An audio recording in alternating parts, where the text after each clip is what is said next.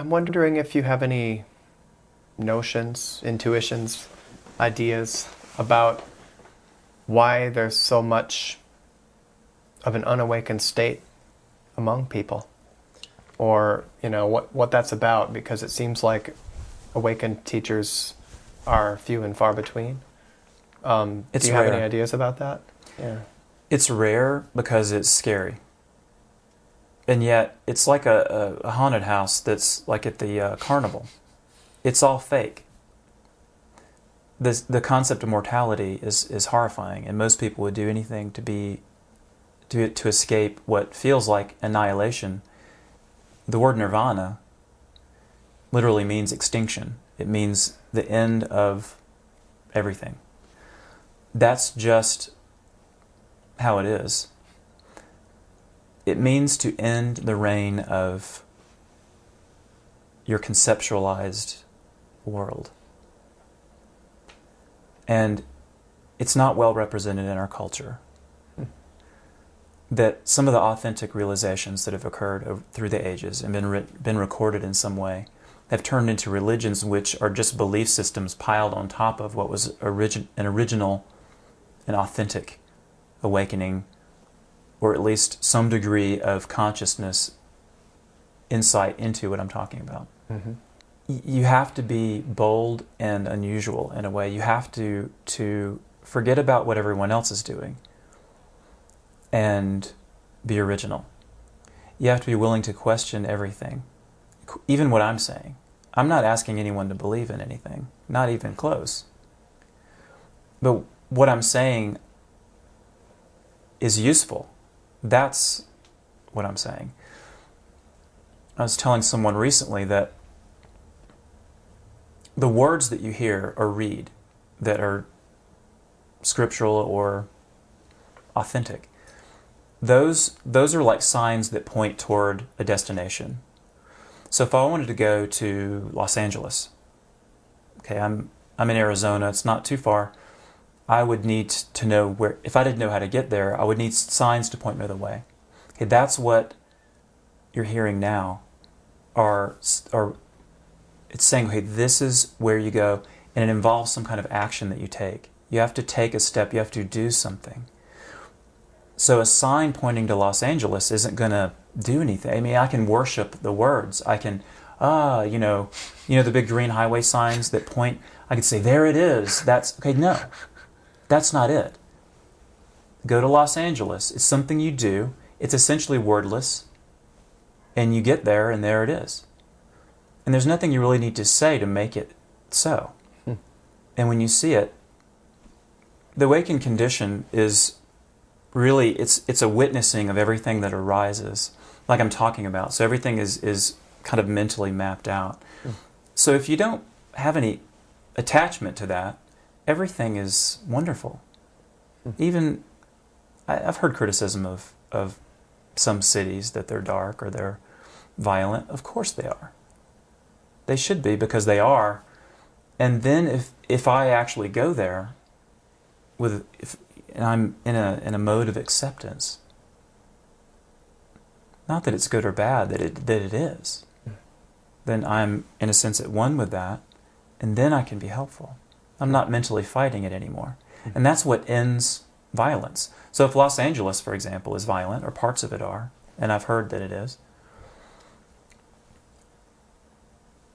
it should be, until it's not. And then I'm the one that's not contributing to the war that's going on, whether it's an actual military war or someone struggling to get a lid off of a jar and is just really angry about it. It's over. So if you really want world peace, for example, start here. Start with yourself. When I say yourself, that's just a concept. But somewhere in here. So awakening is I could call it the end of suffering. The word suffering, I think, conjures up visions of torture or something. It's something horrible, really painful. Well, until you see everyday life as untenable in a way, you can't live like that anymore. I mean, That's what happened to me. I didn't buy into the whole dream of success or happiness or conventional happiness. And so it's important to see that all of everything, the way people live, is worthless in itself. I like the word phantasmagoria. It's just something passing before your vision. The thing is, so is this, or so am I, and until you are able to see that, it's not really going to happen.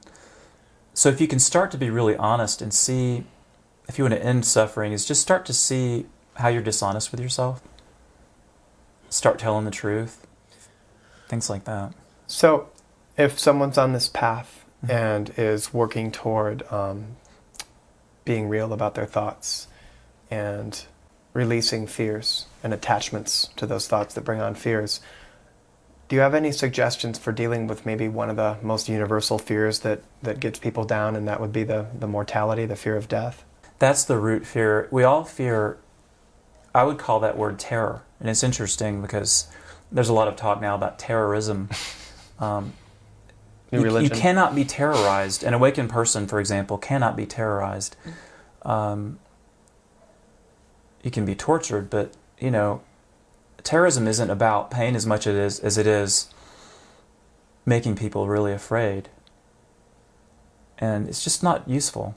It's not helpful, really. So that's the way I see it, that if you want to be helpful, find out what you're afraid of and end it. And again, it's a thought that disagrees with reality. How about this? Terrorism shouldn't be happening. Of course it should be happening. It is. That doesn't mean it's healthy or helpful or good. It just is. And when I connect with that, then I can do something about it that gets me past this superficial moralizing that often goes on. And then what I do is spontaneous and original and free and doesn't require thought. Thoughts arise, but it's what I call wisdom. I usually capitalize it.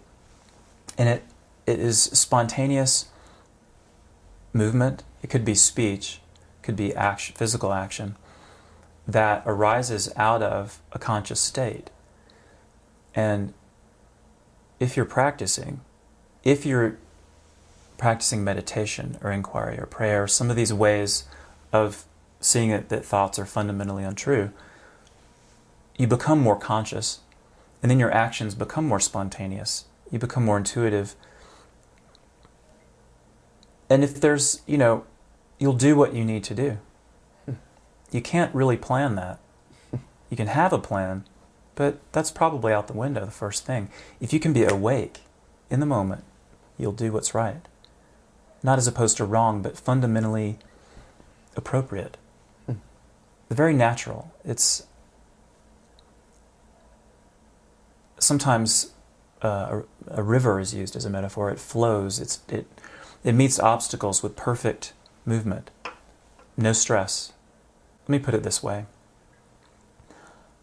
I'm here to help people awaken, which means for them to find it within themselves. I would like to point, just like the sign to Los Angeles, to be able to help point people in the direction that gets them to conscious recognition of reality, awakening.